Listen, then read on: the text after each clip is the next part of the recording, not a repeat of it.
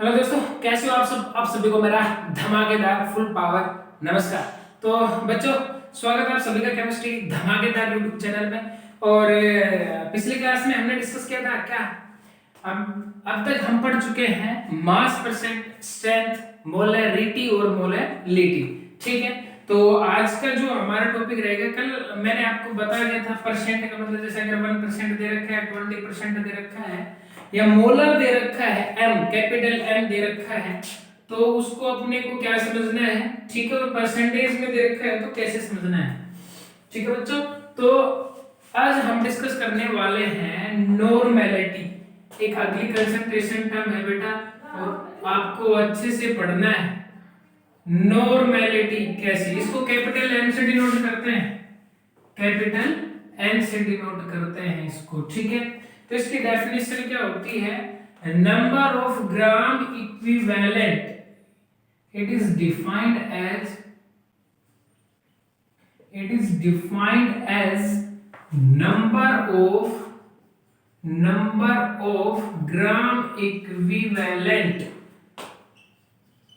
number of gram equivalent dissolve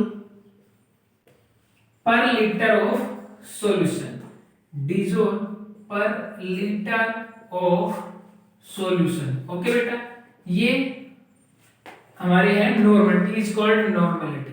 ठीक है, ऐसे लिख सकते हैं अपन, इज कॉल्ड नॉर्मलिटी। ये अपन पहले मोलैरिटी और मोलैलिटी को डिस्कस कर चुके हैं। ठीक है, अच्छा अब देखिए बेटा, नॉर्मलिटी क्या होती है, क्या कह रहे हैं, नंबर ऑफ ग्राम इक्विवेलेंट। क्या है ये, number of gram equivalent, number of gram equivalent. Okay, और यहां पे क्या आ जाएगा, volume of solution in litre. ये किसके अंदर दे रखा है, लीटर के अंदर। ओके, अब नंबर ऑफ ग्राम इक्विवेलेंट कैसे निकालते हैं, नंबर ऑफ ग्राम इक्विवेलेंट कैसे निकालते हैं, इसका जो सिंपलेस्ट फॉर्मूला बनेगा वो ये बनेगा, मैं डायरेक्ट आपको बता देता हूं। ठीक है बेटा, यहां पर क्या आएगा, यहां पर आएगा वेट ऑफ सोल्यूट WB, और यहां पर आ जाएगा इक्विवेलेंट वेट ऑफ सोल्यूट, यहां आ जाएगा इक्विवेलेंट मल्टीप्लाई 1000 बाय, यहां पर आ जाएगा volume of solution in millilitre. ये इसका सिंपलेस्ट फॉर्मूला बनेगा बेटा। इक्विवेलेंट वेट है ये क्या है, इक्विवेलेंट वेट ऑफ सोल्यूट। ये फॉर्मूला अभी आप एक तरीके से लिख लो, number of gram equivalent dissolve per litre of solution. बेटा वही होगा जैसे कि अगर मान लो यहां पर 1 लीटर सॉल्यूशन है ना, 1 लीटर सॉल्यूशन दे रखा है, और 1 लीटर सॉल्यूशन के अंदर सोल्यूट के कितने number of gram equivalent present होंगे, कितने, 1 लीटर सॉल्यूशन के अंदर, ध्यान से समझना बेटा, सिंपल है, 1 लीटर सॉल्यूशन के अंदर सोल्यूट के कितने ग्राम इक्विवेलेंट प्रेजेंट होते हैं, वो उसकी क्या कहलाती है बेटा, नॉर्मलिटी कहलाती है। 1 लीटर सॉल्यूशन में सोल्यूट के कितने ग्राम इक्विवेलेंट प्रेजेंट है, वो उसकी क्या हो जाएगी, नॉर्मलिटी। इसका जो अगर मान लो लीटर के अंदर दे रखा है वॉल्यूम, न्यूमेरिकल्स में अगर वॉल्यूम, सॉल्यूशन की वॉल्यूम किसके अंदर दे रखी है, लीटर के अंदर, तो अपन ये वाला फॉर्मूला यूज करेंगे। और अगर किसके अंदर दे रखी है, मिलीलीटर के अंदर, तो ये वाला फॉर्मूला हम यूज करेंगे। कैसे करेंगे, जब हम न्यूमेरिकल्स करेंगे तो मैं आपको बता दूंगा किस तरीके से आपको करना है। अब बात आती है कि सर ये इक्विवेलेंट वेट का क्या चक्कर है। तो बेटा जी वीडियो को पॉज करके आप आसानी से यहां तक लिखो, और अब हम डिस्कस करने वाले हैं कि अगर मान लो आपको इक्विवेलेंट वेट कैसे निकालना है, अगर दिया गया है तो कैसे निकालेंगे अपन। ठीक है, ये समझना है, पूछा है तो कैसे निकालेंगे, इक्विवेलेंट वेट आपसे पूछा है तो कैसे निकालेंगे। ओके, तो देखिए बेटा बहुत ही आसान है, अच्छे तरीके से मन लगा के, आई होप आप अच्छे तरीके से पढ़ रहे हैं, नोट्स बना रहे हैं। ठीक है, कभी भी बेटा नोट्स चेक करता हूं, बनाते रहना। ठीक है, बता रहा हूं मैं। ठीक है, चलो ठीक है बेटा। अब जैसे कि मान लो इक्विवेलेंट वेट कैसे निकालते हैं, इक्विवेलेंट, EQUI है बेटा, इक्विवेलेंट वेट। इक्विवेलेंट वेट कैसे निकालते हैं? ये निकालते हैं बेटा molecular mass divided by acidity और बेसिसिटी। एसिडिटी और बेसिसिटी, ये इक्विवेलेंट वेट निकालते हैं। ठीक है, अगर मान लो, देखो बेटा, अगर मान लो एक न्यूमेरिकल करते हैं, अभी एक न्यूमेरिकल करते हैं। ठीक है बेटा, अभी न्यूमेरिकल करते हैं। देखिए क्वेश्चन क्या है, नॉर्मलिटी का क्वेश्चन क्या है बेटा, when 98 gram of sulfuric acid dissolve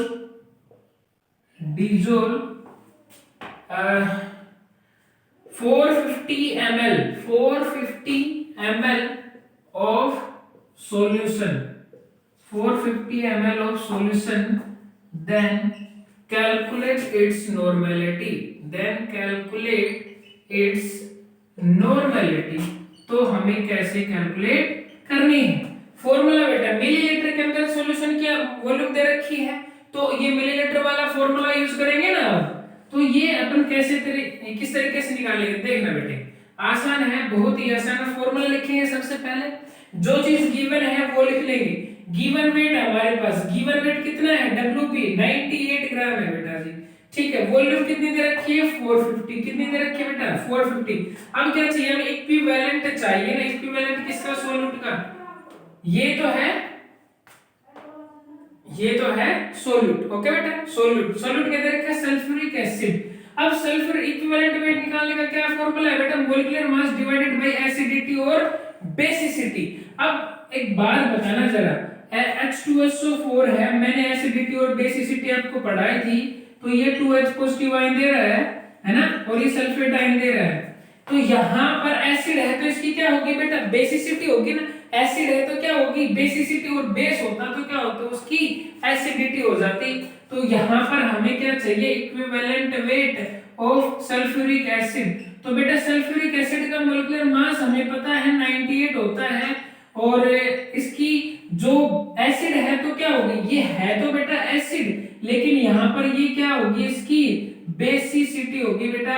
और बेसिसिटी क्या होती है, number of H positive ion given by N acid.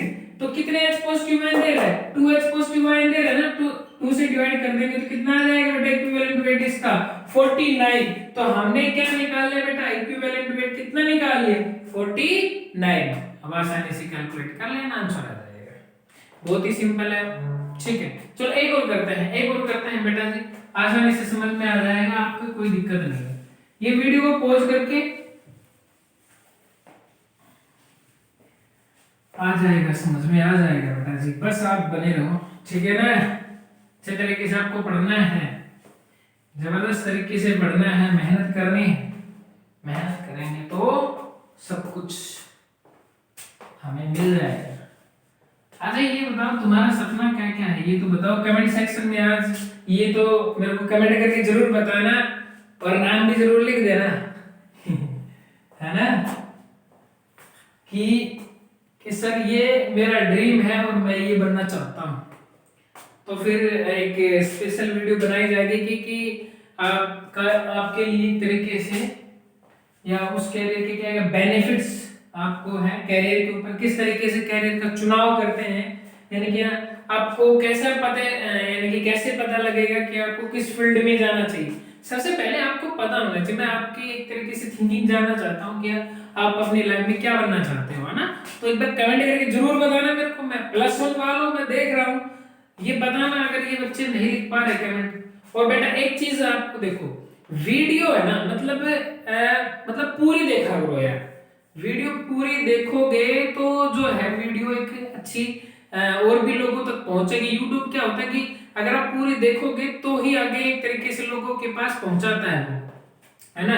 ऐसा नहीं कि वीडियो चलाई और फिर थोड़ी देर देखी फिर उसको बैक ले, नहीं बेटा पूरी देखो, कोई बात नहीं। आपके लिए मैं पहले ही छोटी वीडियो बना रहा हूँ, मतलब आधे घंटे की या 40-45 मिनट की, मतलब ठीक है ना, पूरे चैप्टर की तो वीडियो बना नहीं रहा, क्योंकि धीरे धीरे हम स्टार्ट करेंगे। ओके बेटा, वीडियो को पूरा देखा करो, तभी आपको समझ। देखो दो बेनिफिट होंगे, एक तो आपका भी बेनिफिट, आपका ये बेनिफिट होगा कि जो हमने आज स्टार्ट किया है वो पूरा अगर आप देखते हो तो पूरा का पूरा आपको समझ में आएगा, कंसेप्ट समझ में आएगा, है ना, और उसमें हमारा भी फायदा। ओके बेटे, और वीडियो को पूरा देखने के बाद उसको लाइक किया करो, ठीक है। ओके चलो ठीक है, तो अब हम दूसरा न्यूमेरिकल करने वाले थे, एक और न्यूमेरिकल करते हैं ना बेटा। और ये ध्यान रखना, मतलब वीडियो के नीचे कमेंट करके जरूर बताना कि मैं ये बनना चाहता हूँ कि सर मैं इस तरीके से अपनी लाइफ में ये करना चाहता हूँ, मेरे माँ बाप के ये सपने हैं। देखो बेटा गोल जरूरी है, गोल के बिना कुछ नहीं होगा, है ना। गोल जरूरी बेटा, आपकी लाइफ में गोल होना बहुत ही जरूरी है, लक्ष्य है ना। देखो एक चीज बताइए जरा मेरे को, आपने वो कहावत सुनी ना, अगर हम एक जगह फोकस रखते हैं ना, फोकस रखते हैं, जैसे कि मान लो आपने देखा होगा कि अगर हम वो ग्लास लेते हैं और एक ग्लास में सन की रेडिएशन एक जगह रहती है तो वो कागज भी जल जाता है, क्यों जलता है। देखो बेटा अगर मान लो ये हमारे पास कागज है, एक कागज का टुकड़ा है, और ये हमने क्या ले लिया, ग्लास ले लिया, और ये इधर है बेटा सूर्य देवता, क्या है ये, सन, सूर्य देवता, है ना, और सन की रेडिएशन आएंगी। तो अगर ये ग्लास हमने एक जगह अच्छे से पकड़ कर रखा है और ये सन की रेडिएशन इसके ऊपर आ रही है, एक जगह अगर टिका हुआ है तो ये कागज जल जाएगा ना, क्यों, क्योंकि इसका फोकस क्लियर है बेटे। अगर इस ग्लास को कभी इधर कभी उधर कभी इधर कभी उधर, तो मतलब जलेगा नहीं, समझ रहे हो ना। तो फोकस क्लियर होना चाहिए, एक चीज डिसाइड कर लो कि हाँ मेरे को ये करना है और उसके पीछे लग जाओ मेहनत। और बेटा ये चीज तो आपने, मैं तो ये कहता हूँ कि नॉन मेडिकल ली है और बहुत ही आपका मतलब एक अच्छा वो है, अगर आपने कुछ अच्छा सोचा है तो ठीक है। बहुत सारे ऑप्शंस आपके लिए होते हैं इस लाइन के अंदर, नॉन मेडिकल के अंदर बहुत सारे ऑप्शंस होते हैं ना, बहुत सारे। जैसे कि अब आर्ट और कॉमर्स वाले भी, मतलब जैसे कॉमर्स वाला है ना, तो कॉमर्स वाला बच्चा है ना वो केवल यू मान के चलो आप कॉमर्स से रिलेटेड ही फॉर्म वगैरह अप्लाई कर सकता है। अब आर्ट वाला है वो नॉन मेडिकल के फॉर्म अप्लाई नहीं कर सकता, लेकिन नॉन मेडिकल वाला कॉमर्स वाले भी कर सकता है और आर्ट वाले भी कर सकता है। तो ये एक तो प्लस पॉइंट ये हो गया ना बेटा। तो सबसे पहले आपको क्या पता होना चाहिए, गोल पता होना चाहिए, है ना। और जब गोल पता लग जाएगा ना हमें, तो फिर हमें उसके पीछे मेहनत करने में मजा आएगा, ठीक है बेटे, तभी आप मेहनत कर पाओगे, ऐसे तो फिर आप नहीं पढ़ पाओगे बेटा, है ना। टारगेट होना चाहिए कि हाँ इस टारगेट तक हमें पहुंचना है। ओके, दूसरा क्वेश्चन है बेटे, when 80 gram of sodium hydroxide dissolve 250 ml of solution, then calculate its normality। Okay बेटा, then calculate its normality। अब मिलीलीटर के अंदर दे रखा है, देखो बेटा मिलीलीटर के अंदर दे रखा है, तो हम वो मिलीलीटर वाला फॉर्मूला यूज करेंगे। क्या बताया था मैंने, WB बाय इक्विवेलेंट वेट, है ना, मल्टीप्लाई बाय 1000, और वॉल्यूम किसके अंदर बेटा, मिलीलीटर के अंदर। सिंपल सी बात है, गिवन क्या क्या है, वेट दे रखा है सॉल्यूट का कितना 80, अब ये तो सॉल्वेंट है ना, और वॉल्यूम कितने दे रखे हैं बेटा 250। अब हमें चाहिए क्या, इक्विवेलेंट वेट। अब बेटा देखो इक्विवेलेंट वेट निकालने का फॉर्मूला क्या था, molecular weight divided by acidity और बेसिसिटी। अब एसिडिटी और बेसिसिटी, सोडियम हाइड्रोक्साइड बेटा, सोडियम हाइड्रोक्साइड ये डिसोसिएट हो जाएगा Na पॉजिटिव और OH नेगेटिव आयन, ये है तो क्या बेटा बेस, लेकिन ये OH नेगेटिव आयन जो दे रहा है ये इसकी क्या बन जाएगी, एसिडिटी। और कितने OH नेगेटिव आयन दे रहा है, एक, तो इसकी एसिडिटी कितनी हो जाएगी 1। समझ में आया। तो मोलिकुलर वेट कितना है, मोलिकुलर वेट सोडियम हाइड्रोक्साइड का, सोडियम का 23, ऑक्सीजन का 16 प्लस में हाइड्रोजन का 1, सभी को ऐड करेंगे तो कितना आ जाएगा बेटा 40। तो यानी कि 40 डिवाइडेड बाय 1 कितना है बेटा, इक्विवेलेंट वेट 40 है। तो सोल्व करो, गिवन वेट कितना है 80, गिवन वेट कितना है, इक्विवेलेंट वेट कितना निकाला अपन ने 40, 1000 divided by volume of solution कितना है बेटा 250। अब आसानी से कैलकुलेट कर लेना, आंसर आ जाएगा। ठीक है, सिंपल मतलब कैलकुलेशन दी है मैंने ताकि आपको कोई दिक्कत ना आए। ओके बेटा, समझ में आएगा। नॉर्मलिटी क्या होता है, number of gram equivalent dissolve per litre of solution. 1 litre solution के अंदर सॉल्यूट के कितने ग्राम इक्विवेलेंट है प्रेजेंट है, उसकी क्या होती है बेटा जी, नॉर्मलिटी होती है। ओके ठीक है, ये बात क्लियर होगी सबको। ठीक है, वीडियो को पॉज करके न्यूमेरिकल कर लेना, और ये मैंने करवा दिया है। ठीक है, समझ में बैठ जाएगा, कोई दिक्कत नहीं होता।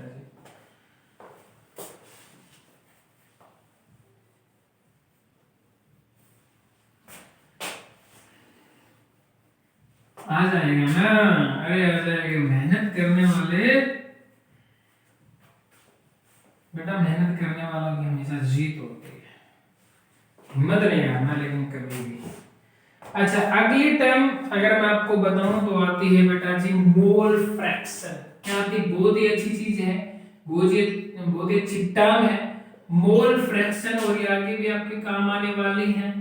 मोल फ्रैक्शन बेटा, मोल फ्रैक्शन को x से डिनोट करते हैं, स्मॉल x। ओके, अब एक चीज मैं बताता हूं, मान लो हमारे पास क्या है बेटा जी, एक क्या है हमारे पास, एक सॉल्यूशन है। अब हम पढ़ तो रहे ना किसके बारे में, मेनली सॉल्यूशन के बारे में। अब सॉल्यूट के अंदर दो चीजें होती है, एक तो सॉल्यूट है, एक सोलवेंट। एक क्या होता है सॉल्यूट, और दूसरा क्या होता है बेटा जी, एक होता है सॉल्यूट और दूसरा होता है बेटा जी सोलवेंट, है ना, सोलवेंट। अच्छा,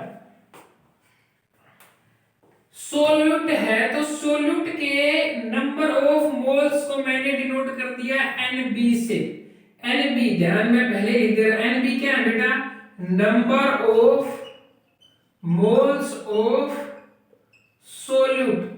ठीक है, इधर Na क्या है बेटा जी, number of moles of solvent. ये क्या है, number of moles of solvent आ जाएगा बेटा, number of moles of solvent. अच्छा, Xb, ये x और फिर इसके नीचे लगा रखा है, ये क्या है, mole fraction, mole fraction, mole fraction of solute, mole fraction of solute. और Xa क्या आ जाएगा बेटा, बोलो, mole fraction, mole fraction of solvent. ये क्या आ जाएगा, मोल फ्रैक्शन ऑफ सोलवेंट आ जाएगा।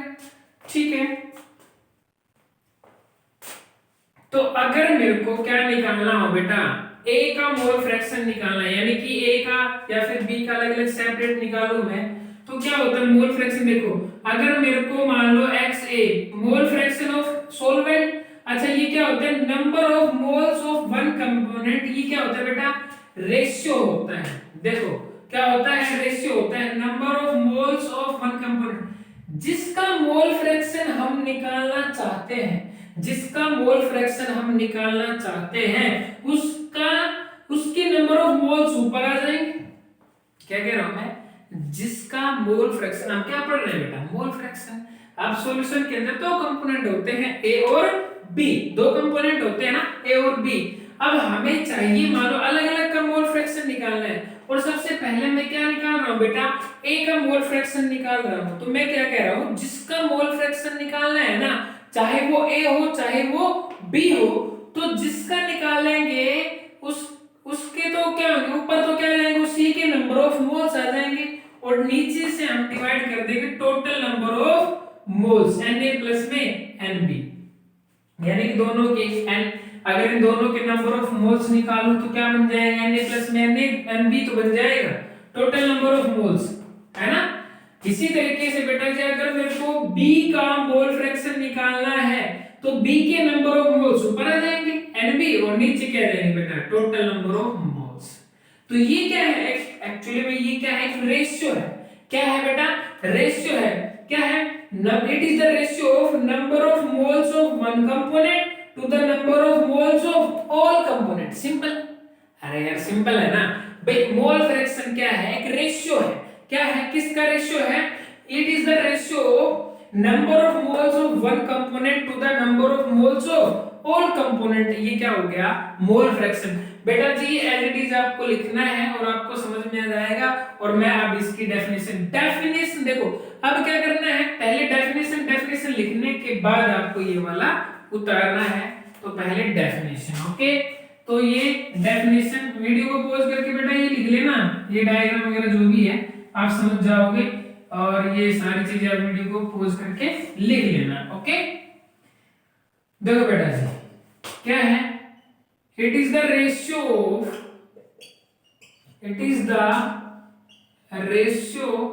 Of number of moles of one component to the number of moles of all components